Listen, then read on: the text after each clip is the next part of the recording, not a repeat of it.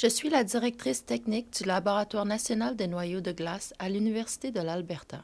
Je suis donc une scientifique des noyaux de glace. Je travaille aux deux pôles. Je passe la moitié de l'année dans l'Arctique et l'Antarctique. Je fais aussi d'autres travaux dans les Rocheuses canadiennes et au Yukon, près du mont Logan. La famille Vaux a fait un travail exceptionnel qui se distingue en Amérique du Nord. Et Marie a tenu des registres méticuleux et annuels pendant plus de 40 ans et certains des meilleurs que nous ayons sur les changements climatiques de cette période. L'héritage de Marivaux perdure certainement, même au sein de sa propre famille.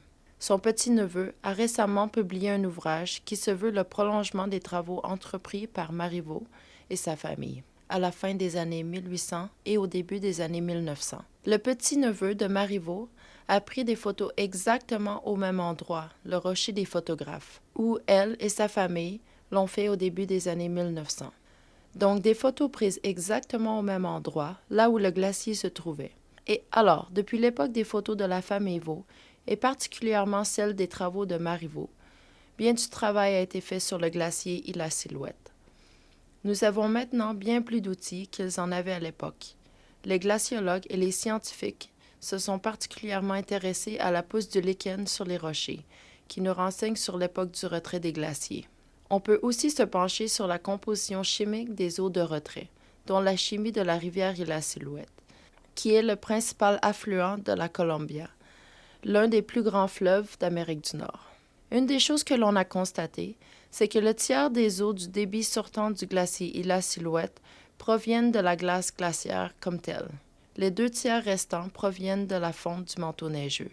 Et cela est important parce que nous savons que si le glacier lui-même est perdu, et il le sera, c'est au moins le tiers, probablement beaucoup plus, de l'eau de la rivière et la Silhouette.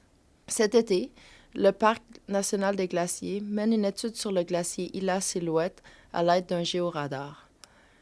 Le géoradar est un outil vraiment puissant pour sonder l'intérieur d'un glacier. Par couche, on peut voir où se trouve la roche-mère sous le glacier et obtenir des mesures d'épaisseur. Donc jusqu'à maintenant, toutes les hypothèses ont été les meilleures estimations pour l'épaisseur de la glace et la quantité réelle de la perte massique. Dans le Parc national des glaciers et le glacier Ila Silhouette, et d'autres glaciers qui sont volumineux pour le moment se retirent plus rapidement que certains glaciers de plus petite taille.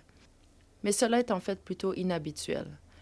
Dans bien des secteurs de l'Alaska, par exemple, le contraire est vrai. Les petits glaciers servent donc de témoins de ce qui se passe dans les plus gros systèmes. Mais là encore, l'île Silhouette est le plus gros glacier. De 2000 à 2010 environ, il a diminué de plus de 12%. L'étude par géoradar, qui sera effectuée cet été par le Parc national des glaciers, nous aidera à répondre aux grandes questions sur les raisons de ce phénomène. Pourquoi l'île Silhouette se retire-t-il à cette vitesse? Et la raison est que ce sera une première, essentiellement, cartographie de ce à quoi ressemble la géométrie sous le glacier. Les travaux réalisés par Marivaux et sa famille sont vraiment exceptionnels. Et habituellement, quand on commence une étude en profondeur des glaciers, comme on le fait maintenant avec l'île Silhouette, on commence à zéro. C'est donc exceptionnel que quelqu'un ait méticuleusement photographié et étudié un glacier il y a 100 ans, et donc nous ne partons pas à zéro dans ce cas-ci. Nous avons des estimations fondées sur les photographies prises au rocher des photographes, qui nous donnent réellement un aperçu à plus long terme de la façon dont le glacier se retire. Les choses sont bien différentes que le temps de Marivaux, mais elles sont aussi les mêmes en termes de femmes en glaciologie, un domaine de la science dominé par les hommes. Et je dirais que c'est encore le cas. Je travaille surtout avec des hommes. Je m'efforce vraiment d'établir de nouvelles collaborations avec des femmes de sciences très compétentes. Alors au cours des dernières années, au Canada, c'est vraiment, il faut beaucoup d'efforts, mais oui, j'ai créé de nouvelles collaborations avec des femmes et ce sont mes projets préférés. Peut-être qu'à l'époque de Marivaux, les glaciers étaient si intrigants parce qu'on en savait peu de choses et que les méthodes scientifiques en étaient à leur balbutiement. Alors que pratiquement tout était inconnu à leur sujet, ils contiennent évidemment une certaine histoire du climat et de l'activité humaine, et ainsi de suite. Donc oui, il y a ces petites et grandes balises de mystère. Vous savez, nous en savons plus sur les glaciers. Nous avons toutes ces nouvelles technologies et ces façons de les étudier et d'en tirer de l'information. Mais chaque année, nous en apprenons davantage et nous trouvons de meilleures technologies. Alors, par exemple, avec mon travail de scientifique des noyaux de glace, l'idée de forer dans un glacier comme Isla Silhouette et d'en tirer des tranches de temps et de voir ce qui est arrivé par le passé est tout aussi intriguant qu'au moment où, j'en suis sûre, le premier noyau de glace a été foré. Et je crois que c'est en partie parce que chaque fois que nous forons un noyau de glace, nous avons toujours plus d'outils et nous apprenons toujours plus du même morceau de glace. Ma fascination et mon obsession pour la glace ont commencé bien avant que je devienne une scientifique. Ça a commencé quand j'étais une petite fille. Je voyais cette photo dans mon manuel de géologie et je ne pouvais pas croire que cette chose pouvait exister dans le monde. Ça n'existait pas dans le monde où j'ai grandi. Et ça semblait complètement fou. Et c'est depuis, oui, j'étais en 8e année. Et c'est alors que je suis vraiment devenue obsédée par la glace.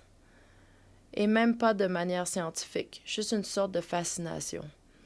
Et puis j'ai grandi, oui, dans un milieu plus urbain. Mais la première fois où, dans l'Ouest, j'ai vu un glacier, c'était fantastique.